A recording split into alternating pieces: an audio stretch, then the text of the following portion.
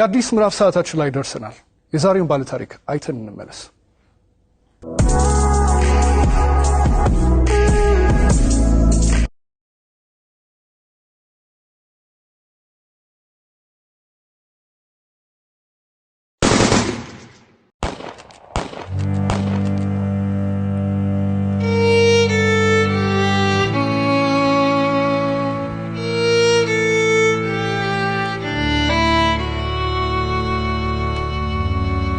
ስሜ ብርቱካን እባላለሁ። ተወልጄ ያደኩት ስናን ወረዳ ነው። ከእናትና ከአባቴ የመጀመሪያ ልጅ እኔ ነኝ። እኔን እንደወለዱ ነው አጋጣሚ አባቴም ወደ መንትን ያለ የተሰደደው። እናቴ በህይወት ያረፈችው በወሊድ ምክንያት ነው። ከዛ በኋላ ምንድነው የተደረገው? አያቴ ጋር እንዳድግ ቆየው።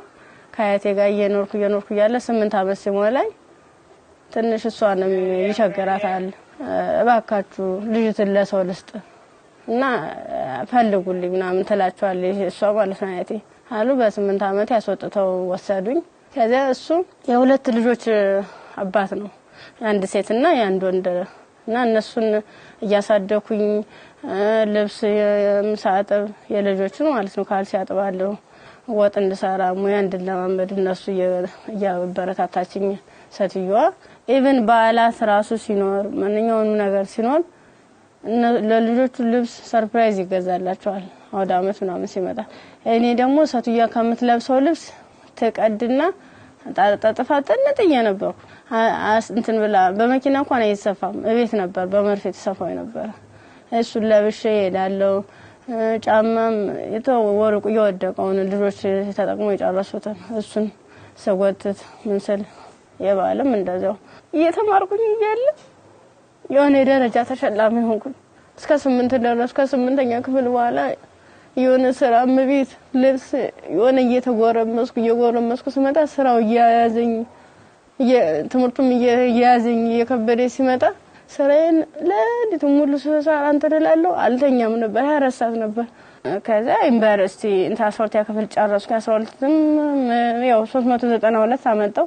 ውጤት ከመጣ በኋላ ወደ ዩኒቨርሲቲ ተመደብኩኝ።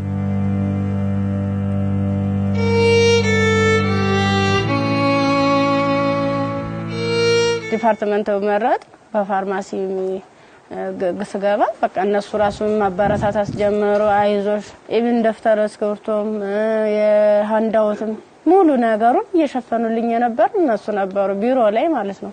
አሪፍ ውጤት ነበረኝ።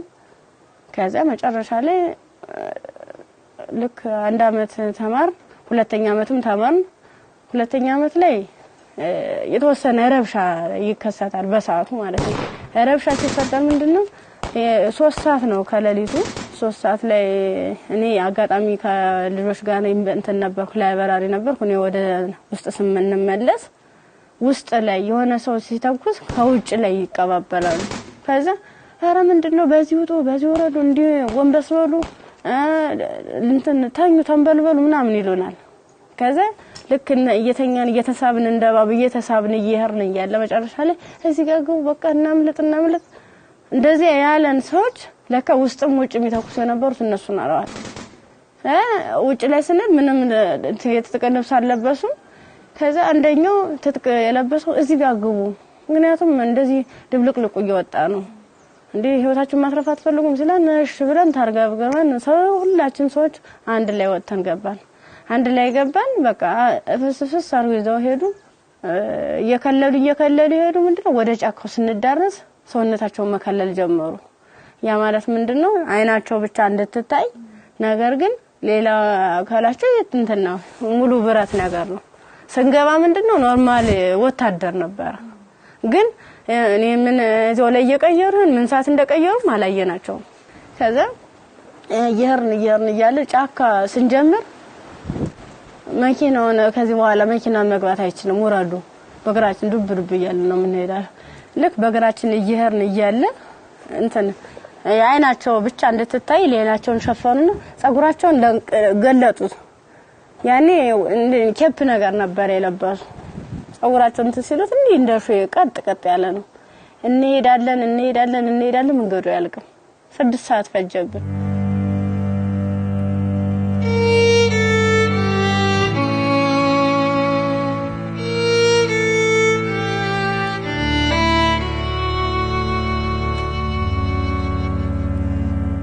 መረስ አይቀርም ስንደርስ ምንም ነገር የለም ቤት የለም ምን የለም በቃ የሆነ ሜዳ ነገር አለ ትክክለኛ እንትን ማለት ነው አረንጓዴ ነገር አለ እዚህ ጋር ስፖርት ስሩ ይሄን ስልጣና መውሰድ አለባችሁ በዚህ ነው አሁን ያመጣናችሁ ምንድነው እናንተን ፈልገናችሁ ነው በቃ ለትጥቅ ስለፈለግናችሁ ስልጣናዎችን መውሰድ አለባችሁ መማር አለባችሁ ከዛ ሳናቸው ይዋል እያደር ትንፍስ እንዳትሉ እና ዳቦ ሲሰጡ እንደ ዳቦ ነው እንደ ንስ ይያሉ ነው እንደዚህ የሚወረውሩልን ማለት ነው አይጠጉንም ሁሉ ከዛ ይወረውሩልን እያነሳን እንበላለን ያው ፈዳ አይደለም ይርበናል ምን ጠጣው ውሃ ስናጣ ደግሞ በለበስነው ልብስ እየዘፈዘፍን ምንጭ ነገር እናገኛለን ወራጅዋ ዝም ብሎ ቆሻሻ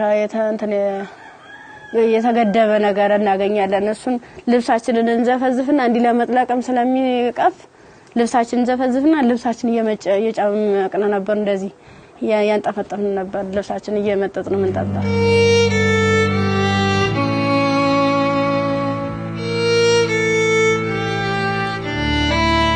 አመት ከ6 ወር ከሞላ በኋላ በቃ ስራችንን እንጀምር ይላል አንደኛው ማለት ነው ስራችንን እንጀምር ፕሮሰሱ አልቋል ያቀርነው ጊዜም እስከዚህ ነበር ምን ፈልገውን ነገርም ተሳክቶልናል አሁን ደግሞ እንቅስቃሴ እንጀምር ዳይ ምናምን አሉና መጀመሪያ ላይ ልብስ ነው አውልቆ የታዋን ሙሉ ልብሳችንን አውልቀን ነው እንግዲህ እንደንተን ሶስቶቹ አራቶቹ ተሄዱ በኋላ ነው አምስተኛ ላይ ነበርኩ በአምስተኛው ሰዓት ላይ ምንድነው ታኛው ከተኛው በኋላ እየተካኩ ነበር ሲደፍሩ የነበሩ ማለት ነው ከዛ እየተካኩ እየደፈሩ ከደፈሩ በኋላ ምንድነው እንትን ራሴን ስስት አይ እንደዚያ ከሆነማ በዚህ ነው ስሜታችን የሚኖርልና እንደዚህ ያደርጋ ይሆነ እንደ 6 አይነት ነገር እንደ 6 ይሆናል እንደ ፌሮ እንዲ ነው ቀጥታ እንደዚህ ሲወጉ የነበረው ማለት ነው ጥቅጥቅ ካደረጉት በኋላ ስዳስ ሰው ራሱ ቁስሉ ይታወቀኝ ነበር እንዲታኝቼ ወድቄ ራሱ ማለት ነው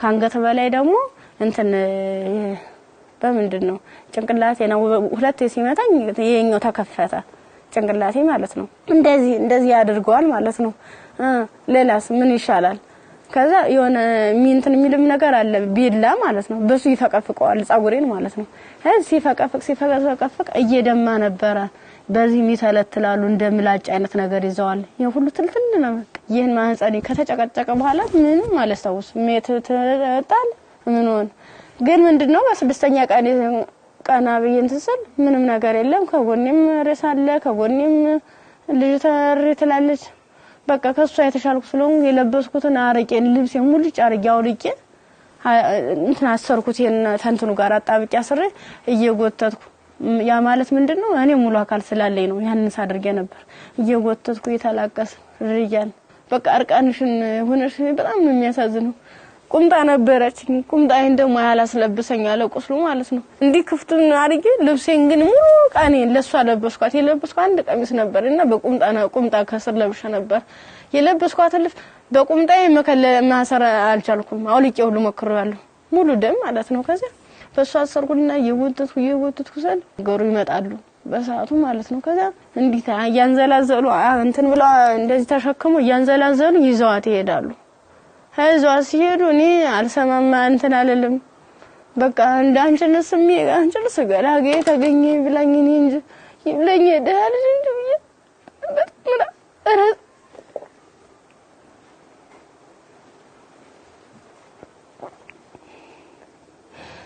ይብለኝ እኔ እንጂ ብዬ ያርኩኝ ከዛ ያርኩኝ አላቋፍኛ ጋር እንዳልጠየቅ ምኑን ልጠይቃቸው በቃ ውስጥ የተጨነቀው ሁሉ መጨረሻ ላይ ጫካውን ስጨርስ ከተማ አገኙ ከዛ አባቴ እኔ ምን ዩኒቨርሲቲ ተማሪ ነበርኩኝና ልብሴን አጋጣሚ ልብስ ለብሼ እጅ ሌባ ወስዶብኝ ነው እስኪ ማከ ገዛልኝ አልኩት ገዝለው 50 ብር ሚላ ሰናገኝ ከሱ ላይ 50 ብር ከፍሎ ልክ አንድ ዝምሮ ጥቁር አይነት ነገር ነው እሷን አለበሰኝና በቃ ልጅሽ ሊሊ ብሎ ዩኒቨርሲቲ ይዞ ሲሄድ ቀጥታ ዳይሬክተሩ ቢሮ ነው የገባሁት። ከዛ ቀጥታ ዳይሬክተሩ ቢሮ ስገባ ምንድነው ሙሉ ነገሩን ካየ በኋላ ህክምና ውስጥ እንደገባ ማህፀኔ እንዲታሸግ ከአንገት በላይ ያለው ምን እንዲታሸግ ተደረገልኝ። አሳሸገኝ እያለ በቃ ሰለቹኝ ማለት ቁስሉም ሊድን አልቻለም። እነሱም ካቅማቸው በላይ ሆነ። እኔ አማራጭ ምንድነው ዩኒቨርሲቲው ትምህርት ቤቱ ፊት ለፊት መለመን ጀመርኩኝ።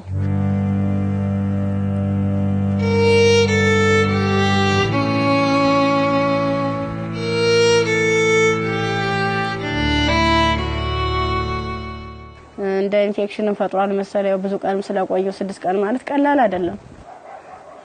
ያን እየቆራረጡ እያወጡ እያስተካከሉ እያጠሙ ሲሉ መጨረሻ የልብም ከዝ እንዳለብኝ የታወቀም እዚያ ነው። ልክ በራሳቸው መኪና ነው ወስደውኝ አምጥተው እዚህ ጣሉኝ አዲስ አበባ ማለት ነው። ከዛ አዲስ አበባ ሲጥሉኝ ምንድነው ወዴት ልሂድ በቃ ህይወት መስቀልቅል እንዳለብኝ እብድ ሆንኩኝ አበርኩኝ። ከጊዮርጊስ ወደ ማርያም ሄድኩኝ። የማርያም ቀን ነው ልሂድ እስኪ ምናምን ብዬ ሰው በሚሄድበት እየተከተልኩ ስል ቅድስት ማርያም ይላል እዚያ ቁጭ ብዬ እየለመንኩኝ ታገኘኛለችና ብር ተሰጠኛለች 50 ብር ተሰጠች። በኋላ ምን ፈልገሽ ነው ምናምን አይዞሽ ምናምን አለችኝ። እኔ ኮሌጅ ተማሪ ነኝ እና በዚህ ረብሻ ምክንያት ነው እንደዚህ ተፈጠረው። እንዴት ላድርግ እንዴት ልሂድ ብለሽ አልኳት። የት ልሂድ ብለሽ ስላት አይ እንደዚህማ ከሆነ ከኒልክ እንትን ጤና ጣቢያ እንወሰደሽ ብሎ ጤና ጣቢያ ሲሄድ የምጥ መርፌ ሰጡ እስቲሽ አደረጉ። ከተወለደ በኋላ በጣም ራበኝ። በቃ ምኑን ላጥበው ማጣው ሳጣ ሲርበኝ ማዘር ተሬዛ ጋር መጣሁኝ። ምን ላድርግ አልኳት። በቃ ጨለመብኝ እባክሽ አስገብኝ ስላት ከጎንሽ አለን ብላ መድኃኒቶቹንም ያንዳንዱ የህክምና ክትትሎችን እያደረጉልኝ ውስጥ ላይ ከነሱ አቅም በላይ የሆነውን ሪፈራል ተጻፈልኝ። በረንዳ ላይ የነበርኩት ወደ ቤት እየተቀየረ ሰው ቤት ማደር ጀመርኩ። እያልኩኝ በእነሱ ጥረት በእነሱ ጥንካሬ በማዘር ተሬዛ ማለት ነው ለልጁም ሆነ ለኔ ህክምና ወጪዎችን ያንዳንዷን እየሸፈነች እሷ እንደናት ሆና እየመከረችኝ ያጽናናችኝ እንባዬን እያበሰችኝ ነበር። አንድ እሷ ናት።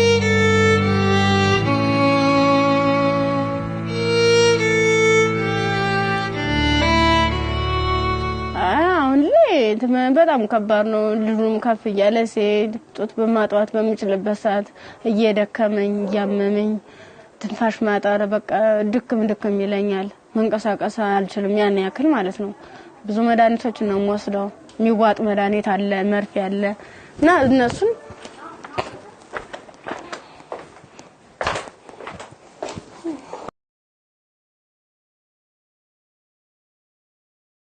እነዚህ ነው መድኃኒት እየወሰድኩ ያለ በቃ እነዚህ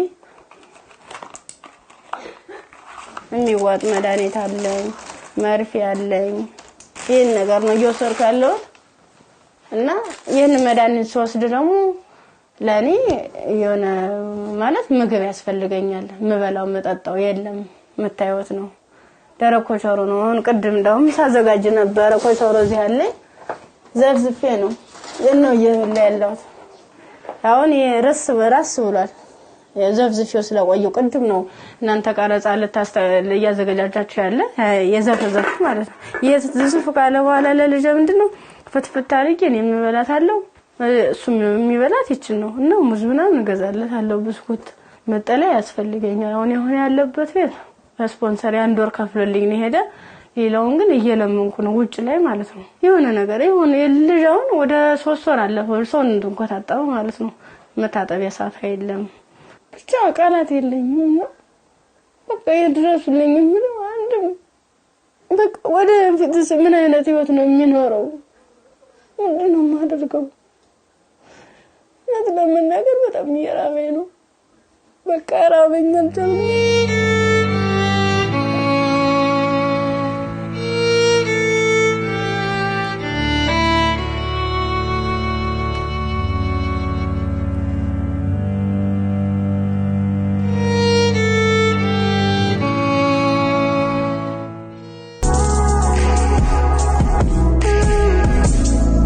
የብርቱካንን ታሪክ ነበር አይተን የተመለስነው ከዚህ ቀደም ብዙ አይነት እንደዚህ አይነት ታሪኮች ተሰርተዋል ግን ይሄ እውነት ከኢትዮጵያዊነት የወጣ ፍጹም ኢትዮጵያ ውስጥ ይሄ ነገር ሲያጋጥማል ወይ ብለን እንድናስብ ራሳችንን እንድንጠይቅ የት ነው ያለነው የቱ ጋር ደርሰናል ብለን ያየንበትም ታሪክ ነው ብርቱካን በጣም ተስፋ የነበራት ለዓላማዋ ታግላ እዚህ ጋር የደረሰች ጎበዝ ጠንካራ ወጣት ተማሪ ነበረች ከዛ በኋላ ግን የመጣባት ነገር የሚያሳዝን ነው የመጣባትን ነገር መቋቋም ባልቻለችበት ሁኔታ ላይ ደግሞ ተጨማሪ ነገር ወደ ህይወቷ መጣ ያም ልጇ ነውና ለልጇ ብርቱካን ምን ብላ ይሆን ታሪኳን የምትነግረው ብዬ ሳስብ ነበር በጣም የሚያስጨንቅና የሚረብሽም ጭምር ነው የሷም ህይወት ተበላሸ ስንል እንደገና ደግሞ ህፃን ልጅ ወደዚህ አምጥታለች የዛ ህፃን ልጅ ተስፋውስ ምንድነው ነገስ የሚመለስለት መልስ ምንድነው ይሄ ልጅስ እንዴት አድርጎ ነው አድጎ ሀገርን የሚረከበው ብለን እንድንጠይቅ የሚያደርገን ይመስለኛል የብርቱካን ታሪክ በጣም ብዙ ሴቶች ላይ ያጋጥማል ግን ደግሞ ይሄኛው የሚዘገንንና ለመስማትም ለጆሮም ለማየትም የሚቀፎ ነው ያገኘሁት ያው ሰው ስትሆኚ ተፈተኛለሽ አንዳንዴ የፈተናም አይነት አለው እንዴት ያለሽ በቃ በርግጥ ላያስችል አይሰጥም ይባላል ግን ደግሞ አንዳንዴ ከመቻል በላይ የሚሆኑ ፈተናዎች አሉና እንደ ኢትዮጵያ እንደ ሀገር ደግሞ ስታስዩ እንደዚህ አይነት ሁኔታ የሚደረግበት ማህበረሰብ ውስጥ ነው እንደ ያለ ነው በምን አይነት ሁኔታ ነው ህይወታችንን እየመራን ያለ ነው የሚለው ራሱ ሌላ ጥያቄ ነውና በጣም ከባድ ነው የብርቱካን ቪዲዮንም ቁጭ ብዬ ሳየው እውነት ለመናገር አንደበት የለኝም ከአምሮ በላይ ነው እጅግ በጣም የሚሰቀጥጥና የሚዘገንን ከመሆኑ ብዛት የተነሳ ጭራሽ እንደውም ፊልም ነው እንዴ አክቲንግ ነው እንዴ የሚያስብል ሁላ ምክንያቱም ያው ብዙ ሆረር ፊልሞችን ሰማለን ግን የእውነት መሬት ላይ የወረደ እንደዚህ በዚህ ልክ የሚሰማ ነውር ሁላ አለ ወይ እስከ ማለትም ድረስ አለና ብርቱካን እንግዲህ ስቱዲዮ ውስጥ ትገኛለች አብረን ቆመን እንቀበላለን ኳንደና መጣሽ ብርቱካን አረፈ ዲንሽ ብርቱካን እንኳን ደህና መጣሽ በጣም ነው የምታምሪው በጣም ቆንጆ ከለሯ ራሱ እንዴት እንደሚያምር ያው ዩኒቨርሲቲ ስንሄድ ሁላችንም የምናስበው ነገር አለ አይደል ቤተሰብ ጋር ያለው ደስታ አለ ስትሄጂ የምትዘጋጁ ዝግጅት አለ ከሄድሽ በኋላ ደግሞ ያው ቤተሰብ ነው ገንዘብ የሚልከው እንፈልገው ነገር ያን ጊዜ እንዴት አሳለፍሽው ስትሄጂስ እንዴት ነበረ ሴድ 300 ብር ነው የተሰጠኝ ያ ማለት ያን 300 ብር የሆነ ቦታ ላይ ትላካልኝ ማለት አይደለም አድርሶ የሚመልሰኝ ነው አመት ሙሉ የሚዘልቅ ማለት ነው ጓደኞቼ በፕሌን በሆቴሎች በመኪና እየተመላለሱ በዓላትን ሲውሉ እኔ ግን ለአንድ አመት ተውሎ 300 ብር ነው ካልኩሌት ተደርጎ ይሰጠኝ ነበር ስንት ነበር ትራንስፖርት 150 ብር ነበር ሄጃው እንደ ሴት ደግሞ ለሴት የሚያስፈልግ ነገር አለ ምን እንቀባዋል የተፈጥሮ ጉዳይ አለ ለዚህ ሁሉ ነገር ገንዘብ ያስፈልጋል በምን ነበር ያን ነገር ምን ጓደኞቼ የተሻለ ህይወት ነበር እንትን የሚሉ ባለሀብት ልጆች አሉ እነሱ ነበር የሻር እያደረጉ እያዋጡ ነገሮችን የሚሸፍኑ ኢቭን ሞዴስ ራሱ ይገዙልኝ ነበር ጓደኞቼ ነበር ከጎን ያሉት ማለት ነው እሺ ከዛ በኋላ ያ ሁሉ ነገር አለፈና ዩኒቨርሲቲ ገባሽ ዩኒቨርሲቲ ገብተሽ ሁለተኛ ዓመት ተማሪ ሆነሽ ነው አዎ ይሄ ነገር ያጋጠመሽ እንዴት ነበር እስቲ ጊዜውን አስታውሽ ማለት በጣም ነው የሚከብድ 3 ሰዓት ላይ ልክ ከላይ ወረ 3 ሰዓት ዘጋብኝ መመለስ አልፈልግ እንደ ወጣሁኝና የሆነ ይሮራጣሉ ማለት ነው ሰዎች ስንሄድ በቃ አራ እንደዚህ ተኩስ የተነሳ ማለም ትሄዳላችሁ በቃ በዚህ ሄዱ ነው በዚህና እንትን በሉ እዚያ ካገቡና ሲሉን እኛ በሰዓቱ ተኛን ተቆርቁሮ ነው የመሰለን እኛ እንደዚህ ለማትረፍ ነው ብለን ተንደርድረን ራሳቸው መኪና ገባን የነሱ መኪና ምን እንደሆነ ረብሻ የሚፈጥሩ ሰዎች በመጡበት መኪና አዎ ከፍተ ነው ከኋላ አንድ አመት ከ6 ወር ነው እዚያ የቆየነው ጫካ ውስጥ ምንም ነገር ሳይፈጠር አመት ከ6 ወር ምን ነበር የሚሏችሁ ትጥቀናው ልንቀየራችሁ ተጣጣቃላችሁ አለበለዚያ ያሰብነው አለ እሱ እንሰራለን አብረን ምን ይሆናል ይያሉ የት ነበርስ የምታድሩት እዚህ ወጭ ላይ ብዙ ጊዜ ዛፍ ነበር እንዲታከልል ተነመለ ነበር እዛ በመጥቶኑበት ጊዜ በተለይ ለሴቶች አስቸጋሪ ሁኔታ የንጽህና መጠበቂያ ማግኘት ነው ያንንስ እንዴት ነበር የምታሳልፉት የምን ንጽህና መጠበቂያ ነው ዝም መቀዝም ለንሰናክ ነበር ምንለው ከአንድ አመት ከ6 ወር በኋላ ምንድነው የተፈጠረው መጨረሻችን ላይ ሰልፍ አሳለፉን እርቃናችንን ነው ልቀው ልብሳችንን ካወለቁ በኋላ ሰልፍ ሲያዙ እኔ አጋጣሚ ከመስተኛ አካባቢ ላይ ነበርኩኝ ግንኙነት ከተደረገ በኋላ እንዴ ሲጨቀጭቁ ራሱ በፌሮ ሲወጉ አላስታውስም ደንዝዟል ሰውነት ምን ያህል ሰው እንደተደረገ ምን እንደተደረገ አላውቅም በስድስተኛ ቀን ስነቃ እንደማወላ ነው የሚፈሰው ያ እሷ ደግሞ አንድ አካል ስለጎደላት ምንድነው አማራጭ የለበስኩትን ልብስ አውልቄ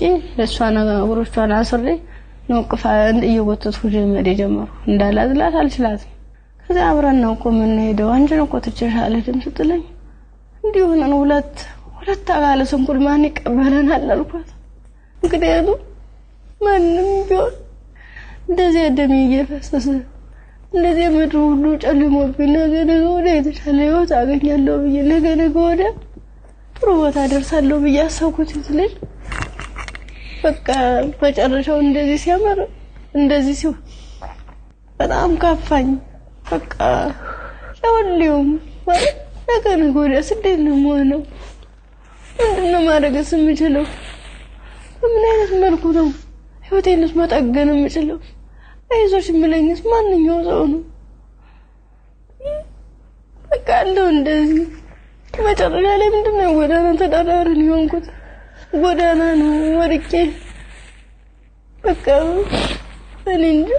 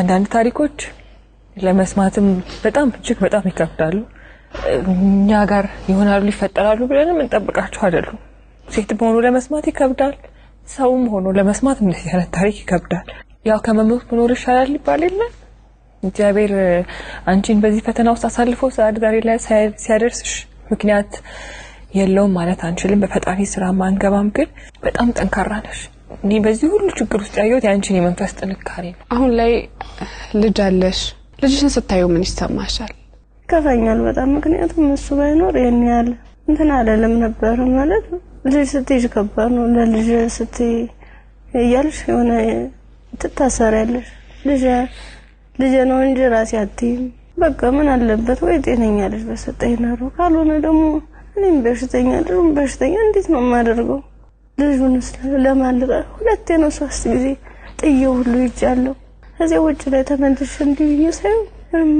ያለ ወደኔ ይመጣል እና ፈርም በለው በቃ አብረን እንሞታታለን በየዱሽም መቀፈርቂ እንደገና ራሴን ይቅርታ ጠይቄ እንደትልቅ ጥያቄና መልስ በራሴ እየተመለሰ እንደዚህ ማከሆነሽ ለአንዶዬ ከፋርጌ ሹይዳለሁ ያሳደጉሽ ቤተሰቦችሽ በጠፋሽበት ወቅት ከዛ ሁሉ ነገር ሲሆን ይሄን ሁሉ ታሪክ ያቃሉ ግን አልቀበልም ያለ አሁን ላይ ጤናሽ እንዴት ነው ከመከመና በጣም ያስፈልገኛል ከህክምናም በላይ የምክር አገልግሎት ያስፈልገኛል ነገ ብርቱካን ምን ብታገኝ ትመኛለች እኔ መፈልግ አንድም በጤንነቴን የሚከታተለኝና በቃ ትምህርቴን መማር መፈልገው ወደፊት የተሻለ ህይወት መኖር ፈልጋለሁ ልጅን በጎንና አይኑን እያየው እየተጫወትኩ አብሬ እንደ እናት እንዳባት እንደ ወንድም ከጎን ይሆንልኝ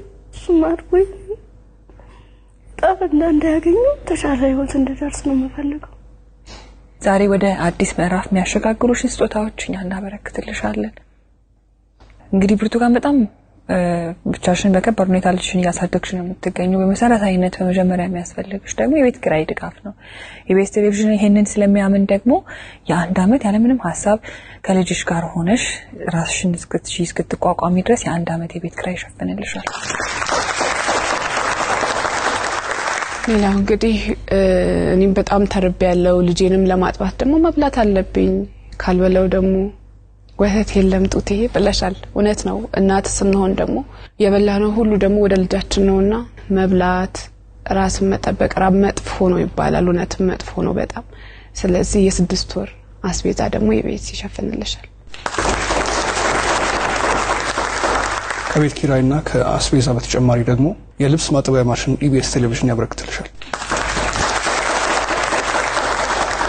በጣም ትምህርትሽን ትወጃለሽ፣ መማር ትፈልጊያለሽ፣ መለወጥ ትፈልጊያለሽ። ባላሰብሽው ባልጠበቅሽው ሁኔታ ከትምህርትሽ ገበታ ወደ ኋላ ቀርተሻል። ያኔት ኮሌጅ ደግሞ በመረጥሽው በፋርማሲ ሊሆን ይችላል፣ በነርሲንግ እንዲሁም ደግሞ በላብራቶሪ ቴክኒሻንነት 2 ቅርንጫፎች አሉ። ከሁለቱ በአንዱ ቅርንጫፍ መርጠሽ ትምህርትሽን እንድትከታተይ ትምህርት ቤት ወጪሽን ሙሉ በሙሉ ይሸፍንልሻል። እኛም ህልምሽ ተሳክቶ ስትመረቂ ደግሞ ለመምጣት ያብቃል። አሜን። ሌላው ደግሞ የሰው ልጅ ሁሉ ነገር ለማድረግ ጤናው ነው ቅድሚያው ነገርና ብርቱካን የልብ ኬዝም አለባት። እንዲሁም ልጇም እንደዚሁ ሕክምና ያስፈልገዋል። ከምንም ነገር በላይ ደግሞ የሳይኮሎጂ ባለሙያዎች እንደዚሁ የሚያዩ ይኖራሉና የሕክምና ድጋፍ ያስፈልጋታል በተለያየ አይነት መንገድ። የልብም እንደዚሁ የሳይኮሎጂም የልጇም ጤናም ጭምር ማለት ነውና በዚህ ላይ ደግሞ ድጋፋችሁን እንድታደርጉ እንላለንኛ። እንዲሁም ደግሞ ሀገር ውስጥም ከሀገር ውጭም ያላችሁ መልካም ደጋግ ኢትዮጵያውያን ይሄን ፕሮግራም የምትከታተሉ እንግዲህ መቼም ዝም እንደማትሉ ፍጹም እምነታችን ነው። ከብርቱካን ጎን ነን የምትሉ በዚህ አድራሻዋ ልታገኟት ትችላላችሁ። በቃ ሙሉ ነገር ላደረጋችሁልኝ ገዛ ላደረጋችሁልኝ ሁሉ ነገር ተበበ ከልብ አመሰግናለሁ። ኢቢኤስ ቴሌቪዥንም እድሜ ጤና ይስጥልን። በጣም ነው ማመሰግነው። ወዳችኋለሁ፣ አከብራችኋለሁ። ነገ ወደ ደግሞ የኔ ህይወት ተሳክቶ የኔ መጥቼ እናንተ መጥቼ እዚህ ውስጥ ማስደስተበት ቀን ይናፍቀኛል። ደግሞ አደርገዋለሁ። እናምናለን እኛ። የአዲስ ምዕራፍ ሰዓታችን ይህን ይመስል ነበር። እሑድም በኢቢኤስ ይቀጥላል። መልካም ጊዜ።